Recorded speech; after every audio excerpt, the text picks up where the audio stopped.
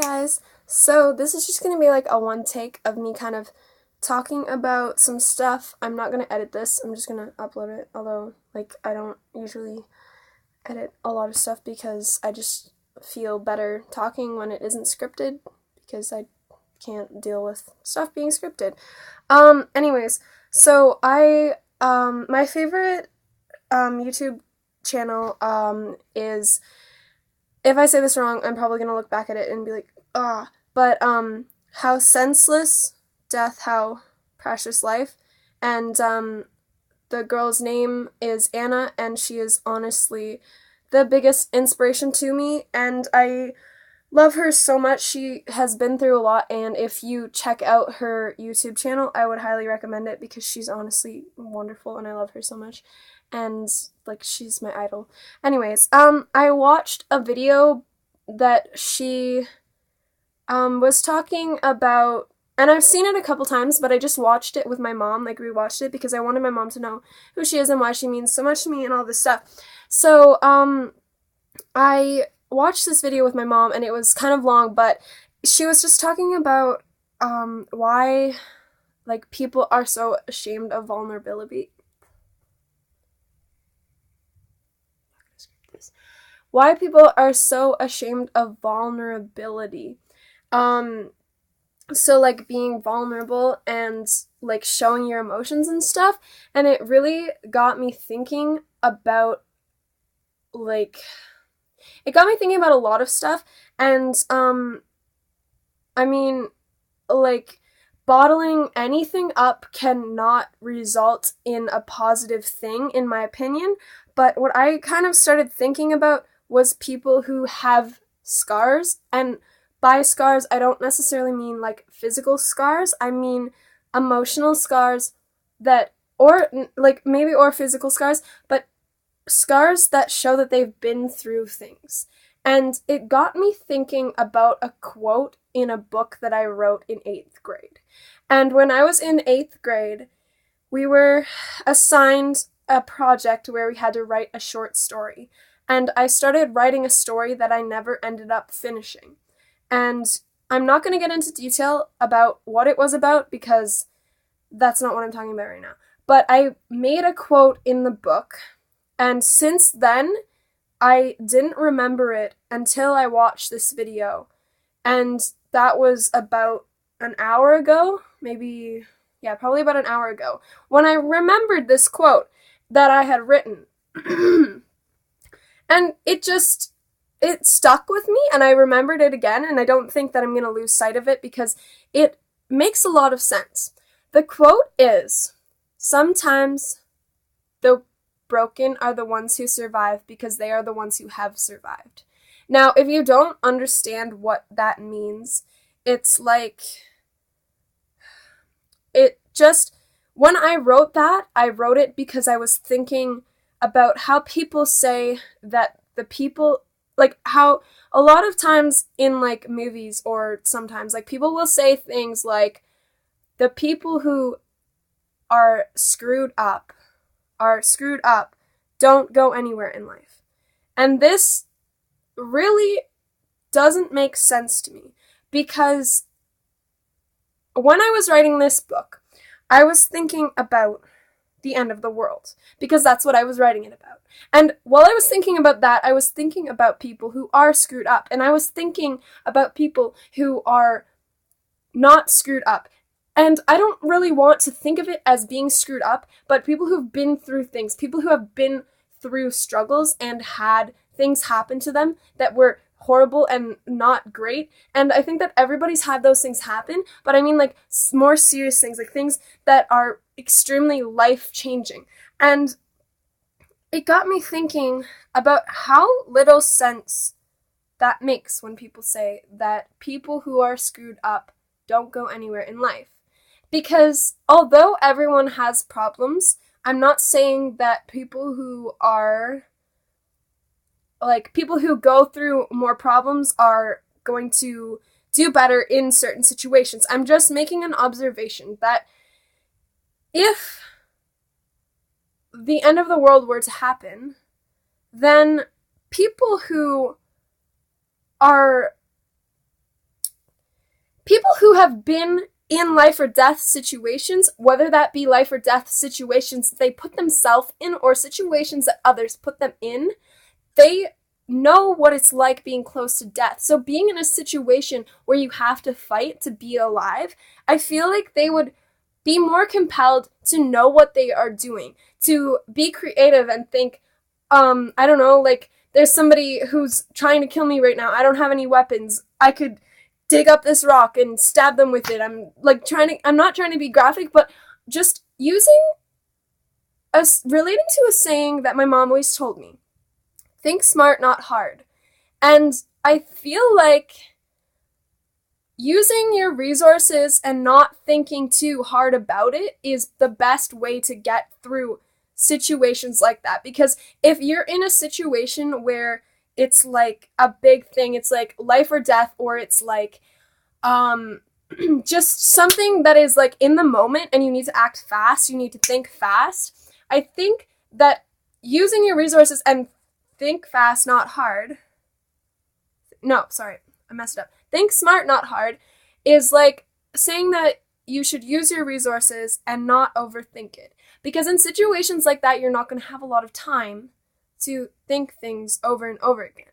So, relating back to the quote, in my opinion, if the end of the world were to happen, I think that people who have been in situations where they've come close to death would be more compelled to figure out ways to survive.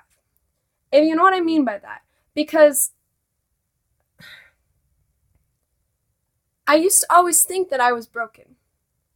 And I thought that I could never fix myself. And thinking about it like that is a very negative way of thinking. And I don't want to be closed-minded. I want to be open-minded. And thinking about it like that makes it sound like I'm a truck and I need to I need to fix myself. Like, that isn't what I should be saying. That isn't what people should be saying about themselves, because nobody needs to be fixed. People need to be improved. People need to improve themselves. There's always improvement to be made, but you don't need to be fixed, because you are born with beauty. You are born with talents, and you are born not broken. You are not broken. People aren't broken. And thinking about that now, thinking about how I used to say I think I need to be fixed or I need to fix myself is not proper, because people are not broken. But I don't mean when I made the quote, that's not what I meant it. I was thinking in like a closed-minded way. And if I could change the quote now, it would be something different. And it would be something that was more open-minded. I'm not going to change it right now because I would have to think about it, but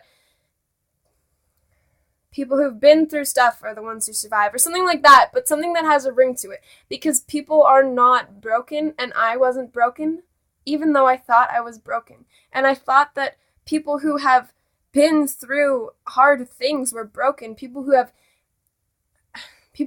scars, I used to think they were broken. Maybe I didn't think that other people were broken, but I just thought I was broken. And people put more stress on themselves than they put on other people. And they put more pressure on themselves than they put on other people. But there's positive pressure and there's negative pressure. And when you think that you're broken, that is not positive I don't know. I feel like I'm going off on a tangent here, and if you don't understand me, then I'm really sorry. What I'm trying to say is that... Do I know what I'm trying to say? What I'm trying to say is that just because you've been through stuff doesn't mean that other people are better than you, and it doesn't mean that there's something wrong with you. Because people get confused with that a lot. And they think that because they had a drug addiction, or because they were an alcoholic, because they had an eating disorder, or they used to self-harm, or they used to be suicidal, or multiple other different things. Maybe they had a money problem, or they had an issue with the way they treated people. People think that that makes us, a bug just flew into my face, I'm sorry. We think that that makes us less than other people, and we think that that makes us, like, broken in a sense. But it doesn't make us broken, it just makes us experienced. And just because we've experienced things doesn't mean that we're better than other people who've experienced things that are different than the things that we've experienced. And I don't know, honestly, I've changed so much in the past month, and I am proud of myself for it. And I'm seeing the entire world in a different way than I saw it before. And I don't know. It's, it's cool to be older and sit down and think about things that you thought when you were younger and realize that you were thinking of things completely wrong. And you were just, your theories on things were different. And honestly, I feel like when people are younger, we're so much more negative. And when we grow up, then we realize that things in life are beautiful. And once we realize that, then we have the ability to be more positive. And then our life just becomes more valuable and precious to us because we understand that everything around us has beauty. I don't walk outside and go into public and look at people and think, oh my God, he's so fat. Oh my God, she's so gross. Oh my God. I don't do that. Because when I go into public and I see people who other people may look at and think, oh my God, what is wrong with them? I look at them and think about what I see that's beautiful. And although I don't know them, I can promise you I can still find something physical about them that I think is beautiful. Because even if someone is overweight, that doesn't mean they're ugly. That doesn't mean that they're less than anyone else. Because that is beautiful in a way. Not beautiful in a way that, like, it's unhealthy, and I understand that. I'm not saying it's beautiful that they're unhealthy. I'm saying it's beautiful that they are out in public and they are not sitting at home crying about the fact that they've been made fun of their entire lives because they had a problem with eating. And I'm not sitting there looking at the people who are underweight and thinking, oh my God, ew, that's disgusting. They should be eating because they have had a problem with eating, and that is okay. And I don't look at people who were past alcoholics and think, oh my God, I don't want to be around them because they were past alcoholic. I don't think, oh my God, if I'm around them, then they're going to make me drink. I don't think that. But people do. And I don't like that. Because I don't judge people on the past things that they've had in their life. And I don't judge people on their flaws. Because I look at people's flaws and I learn to appreciate the things that I learn to appreciate their flaws. Because when you're in a group environment, you see all the beautiful things that people bring to the group, but you also see their flaws. But when you see their flaws, you see what their flaws bring to the group, because their flaws bring knowledge to other people who learn about their flaws. And we learn about ourselves when we realize that we have flaws. And I appreciate my flaws. Because I know that nobody else has the exact same flaws as I do. And that makes me who I am. And that's okay. Yeah, I have acne. I'm a teenager. I don't know why acne is frowned upon. I don't know why normal, natural, human bodily things are frowned upon. I don't know why the media makes commercials about women shaving legs that are already shaved. I don't know why people complain about having acne when they're in their teenage years, when they're just living their life. They're not doing it to be disgusting. It isn't disgusting. It's a bodily thing that happens and people can't control it. It's okay. And it shouldn't be frowned upon. And that disgusts me, that people think it's disgusting, because it's not.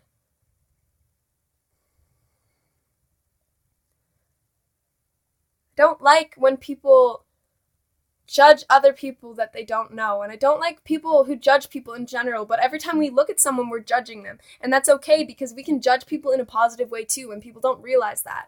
And I don't like when people make fun of old people, because you know what? You're going to grow up too one day, and you're going to be old, and it'll be okay. Because yes, they have wrinkles, and yes, they're not the prettiest to look at, maybe, you don't think. But you know what?